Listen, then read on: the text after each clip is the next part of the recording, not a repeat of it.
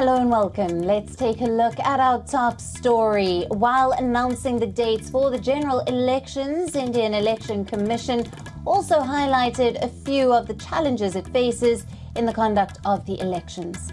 The Election Commission has spoken about what it called the 4 M's that are of concern in the upcoming polls. India's Chief Election Commissioner Rajiv Kumar said the use of money, muscle, misinformation and the violation of Model Code of Conduct are among the 4 big challenges its officials are facing in the elections. The CEC said money seizures rose by 835% in the last 11 state polls in the year 2022 and 2023.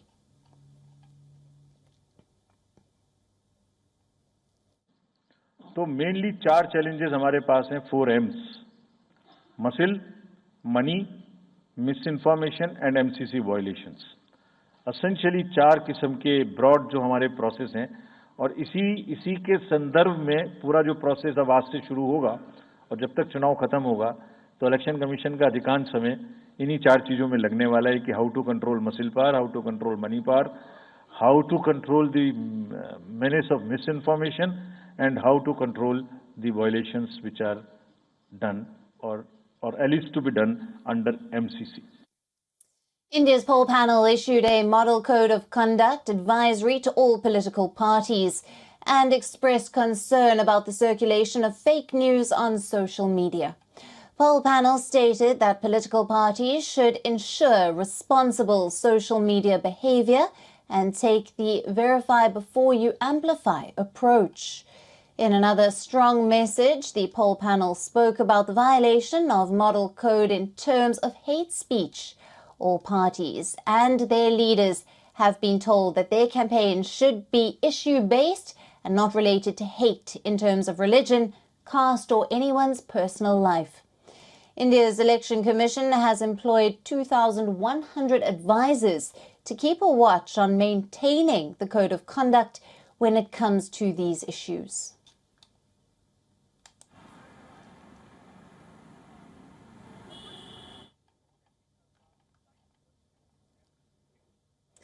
And now joining us for more is our correspondent Idris Lone, joining us from Srinagar, and Disha Shah, who is coming to us from Mumbai. Hello to you both. Idris, let me start with you. First, the election is taking place, the first one in the Union Territory since the abrogation of Article 370. What is the feeling there? Well, absolutely. This is the first election taking place after the abrogation of Article 370 in Jammu and Kashmir. We've seen the last assembly election took place in 2014 and the last parliamentary election was in 2019. Now people have been eagerly waiting, although they were expecting that both the elections will be announced simultaneously by the Election Commission today. If we talk about the political parties in Jammu and Kashmir, they are highly disappointed. They were expecting that at least this is the time when both the elections would be announced by the Election Commission. On the other hand, the Supreme Court of India has clearly given a timeline to the central government that before September 2024, the assembly elections in Jammu and Kashmir need to be held. And now the only window that leaves with the Election Commission is after June till September, which is a very small window for them.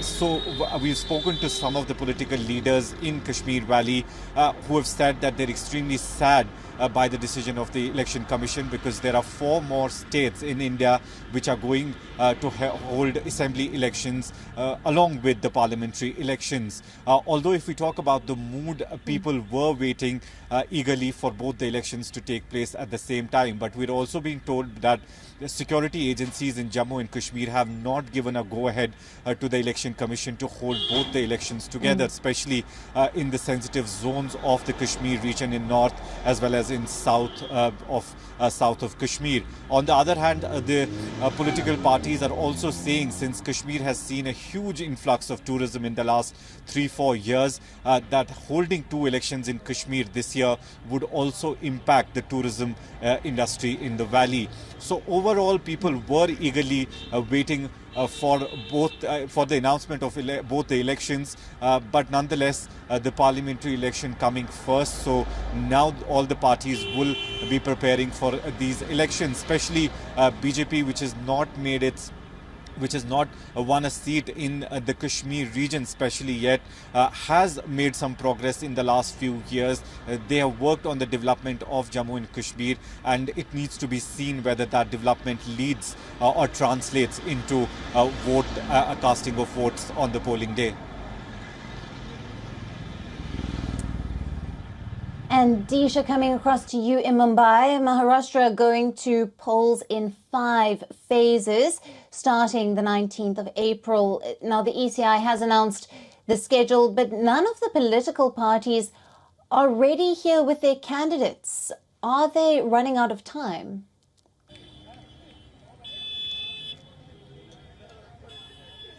Well, certainly the state of Maharashtra will be voting in 5 phases out of the total 7 phases. Remember, the state has 48 Lok Sabha seats, which is second highest after Uttar Pradesh. That is why it is very important, the state here in concern, when it will go for the votes. But like you rightly pointed out, it is the last-minute negotiations that the parties here are making, both the NDA as well as the MVA. They are not ready with the list of the candidates. Remember, this never happened in the earlier election of 2019. The political parties were ready very much in advance, but this time around, the negotiations are taking place since the last 20 days possible. There have been several meetings that have been taken place in Delhi as well with Union Home Minister Amit Shah.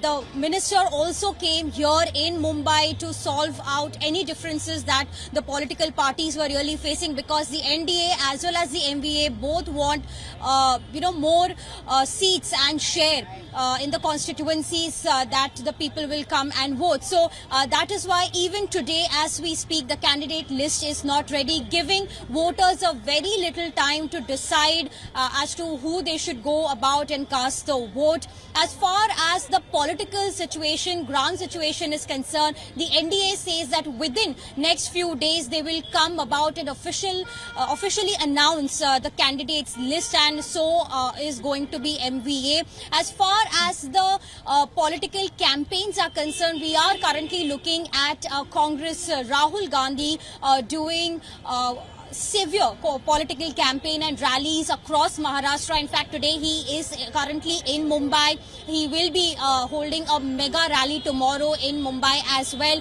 And even the NDA has launched infra big ticket projects in the past couple of days to woo voters, you can say, including the Mumbai Trans Harbour Link, Mumbai Coastal Road, which will really help to decongest the traffic issues here that people face on a daily basis. So on the ground level, the political campaign, of course, is going on in a full swing. But as far as the situation is concerned, the preparedness is concerned, that seems to be very slow at this point.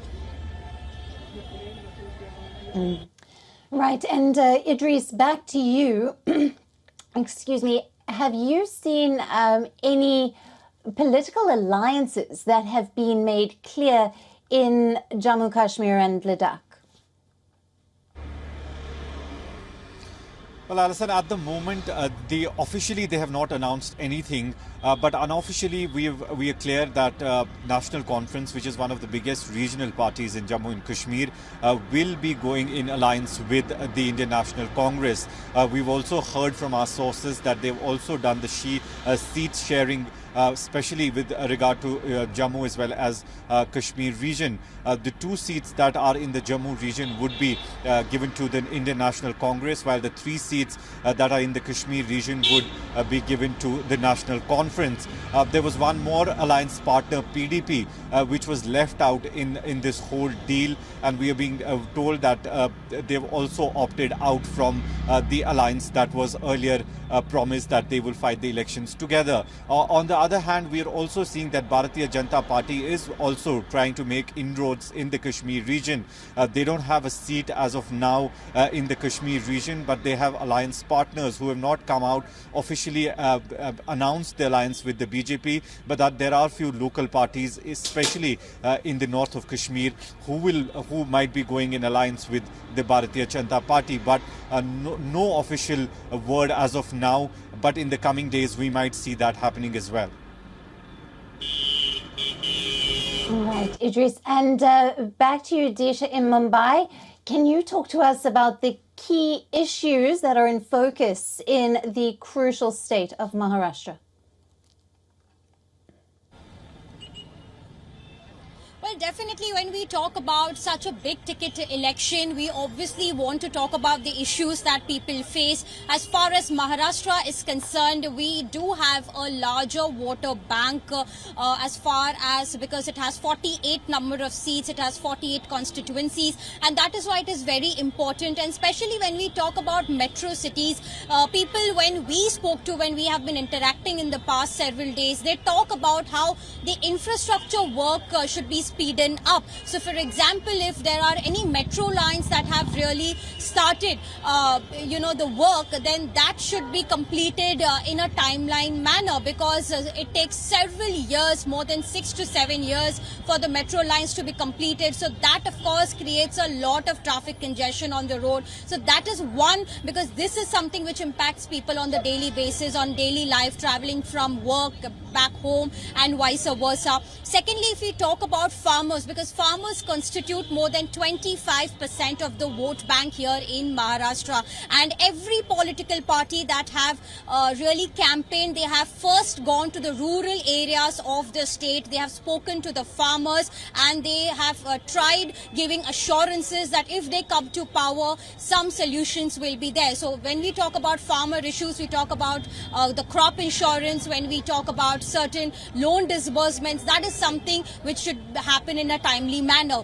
And lastly, when we talk about the recent issue about the Maratha reservation, which really shook the entire country, because the Maratha community was on, severe rallies in Mumbai and across Maharashtra. It took center's attention as well. So 30% of the population votes here in Maharashtra as far as Maratha is concerned. So that they are also a little bit disappointed, because after several assurances, they are not getting the demands to be fulfilled. So these are certain areas of concerns that people are going to watch out for when they go ahead and vote from April 19th to May 20th this year.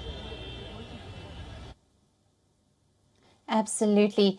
Thank you both to you, Disha, and to Idris, bringing us all the latest. For latest news, download the WION app and subscribe to our YouTube channel.